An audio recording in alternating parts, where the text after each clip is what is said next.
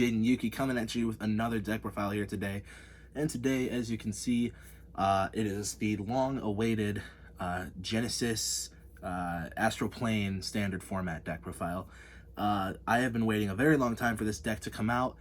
I was super into it from the initial leak of it, and from watching the anime, from watching other people with their proxy battles.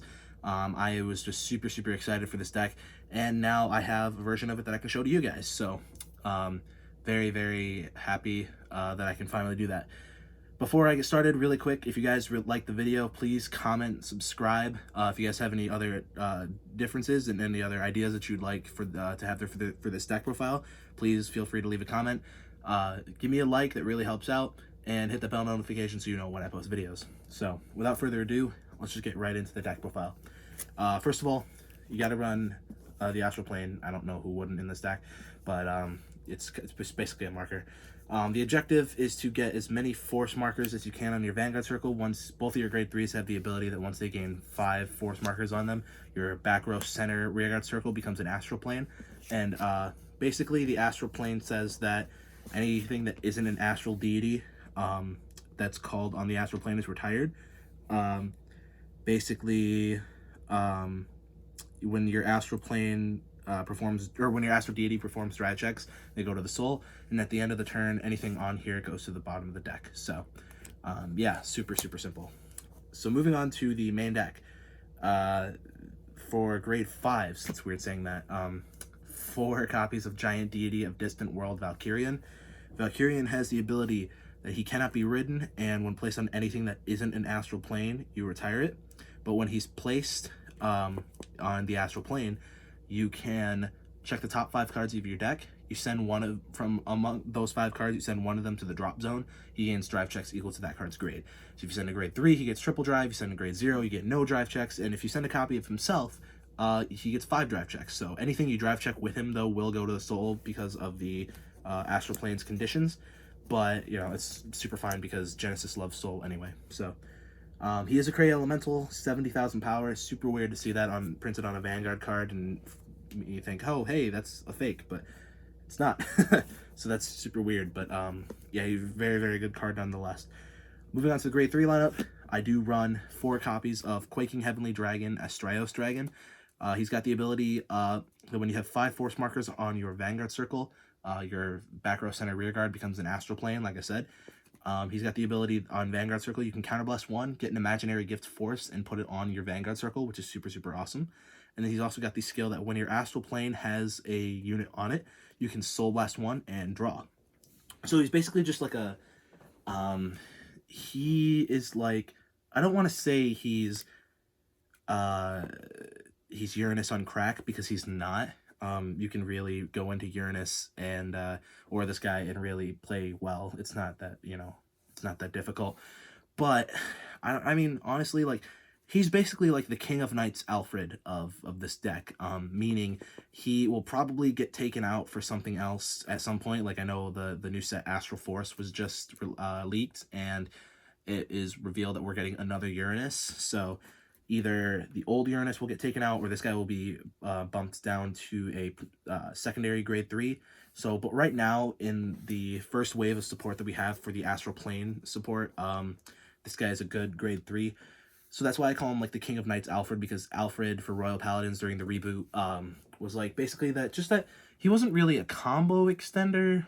I mean, I guess he was, but like he was just like that first VR that we could get our hands on, and so of course you want to run it at 4 because it also doubles your chances of getting an Astral Plane. I'm sure at some point this guy will either get bumped down or taken out or made a primary or a secondary grade 3.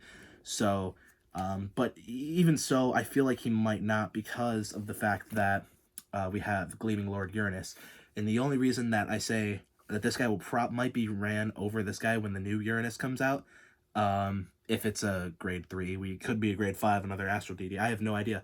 But if it is another grade 3 target, then you'll probably run this guy behind him, because of the fact that not only can he open up the Astral Plane as well, but he's got a rear guard ability. So if you're going to be using your time with the new grade 3 Uranus, this guy will probably be your guy that you'll call the rear guard, maybe. I have no idea, like I said. But This guy's your backup grade 3 now. He's got the ability to open up the Astral Plane, like I said, and he's got an ability when placed on Van or Rearguard, you can Soul Blast 2, get an Imaginary Gift Force, and put it on your Vanguard circle. So that's really, really cool. So basically, like, this guy's your main ride target, and this guy will be something that you call the Rearguard. If you have to ride this guy, that's not a big deal, because he can also open up the Astral Plane, so whichever one you're on, you will, if you have the 5 Force markers on Vanguard circle, you will have the Astral Plane. So it's really, really cool.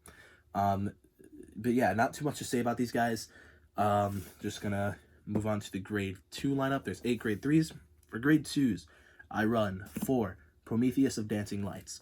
He's basically, think of him as an OTT card that he basically should have been for OTT. And he kind of looks like one for OTT as well. But he's got the ability that when placed, you can check the top 2 cards of your deck. And here's where the OTT part comes in, is you put 1 to Soul, and of those top 2 cards, 1 goes to Soul, 1 goes to the top of the deck. So you basically, it's that OTT aspect.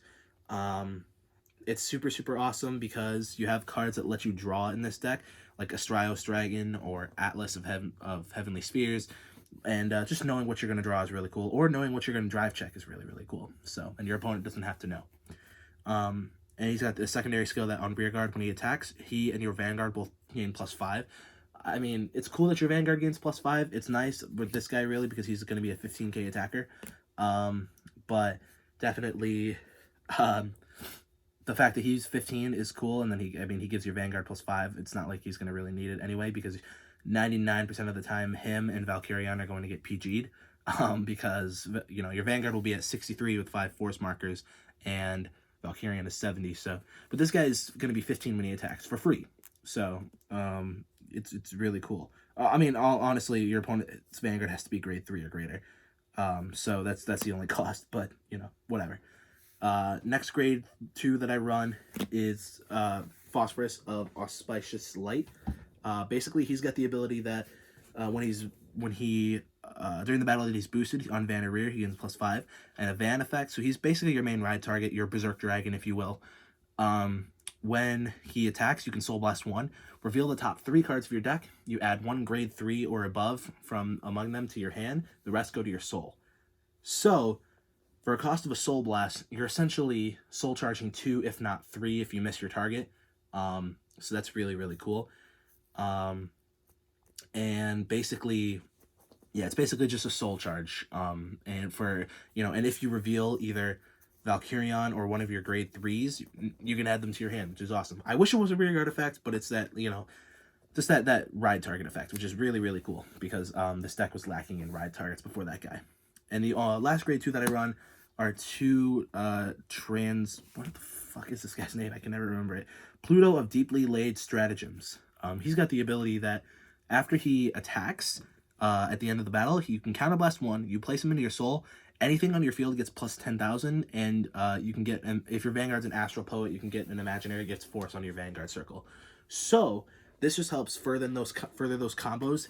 The reason that I run him over Parthenos of Holy Verse is because of the fact that he basically, Parthenos is a counterblast for an Imaginary Gift Force, and which is nice, but at the same time, I feel like this guy is much more useful, because not only does he go into the soul, he also gives something on your field +10,000, which it could be the other front row rear guard that you have that's able to attack. Because your front row rear guards aren't really going to hit for too high a numbers until really, really late game, unless you trigger sack.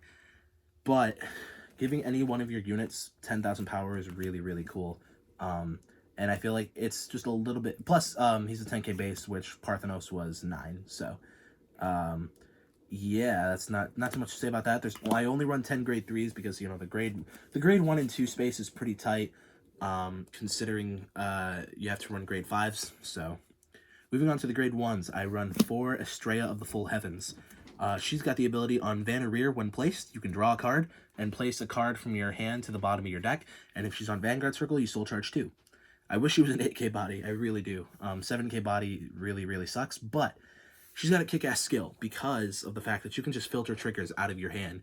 And if it's a ride target, you can just filter triggers out of your hand even sooner, and which is awesome. And you will eventually have to shuffle your deck when you place Valkyrion, so really, really cool.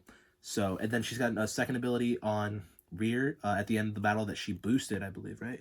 That it boosted, yeah. You Soul Blast 2 and return it to your hand. It sounds like a hefty cost, but like when you are playing Genesis, Soul is literally nothing. So the next grade 1 that I play are 4 Atlas of Heavenly Spheres.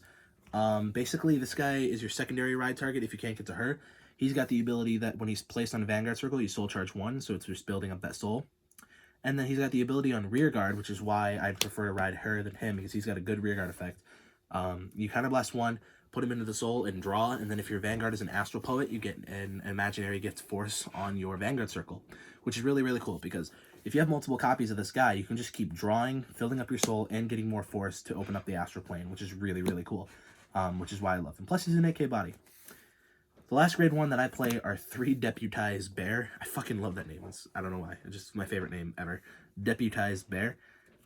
When he's placed on the rear guard, you can check the top 7. He's your Storm Rider Niccolo. So you check the top 7 for Valkyrian, and you can add it to your hand. And then he's got a cost, though. If you put a card into your hand, and your Vanguard has 2 or less force markers, you have to put a card from your hand into your soul. So ideally, you really don't want to use him until you have those 2 or more force markers, which is easy because both of your grade 3s can get an imaginary gift force on first ride. So that's really realistically when you'll want to use this guy and search for Valkyrian if you don't have him already. But yeah, super simple effect. And if you have to put a card from your hand into the soul, I mean, it's not the worst thing. Just that's the best time to use it is on your first grade 3 ride. For trigger lineup, I run 6 crit. I run 6 crit, and I run 6 draw. I run 6 and 6 because of the fact that hand size isn't a big commodity in this deck. Yes, you are drawing a lot, but then you are also sacrificing a lot of your hand from Valkyrian, who will do those drive checks, and those cards will go to your soul. Your hand isn't bad by any means. Like it's not bad. Like like Days of Excel 1 bad, but it's never horrible to have extra draw triggers.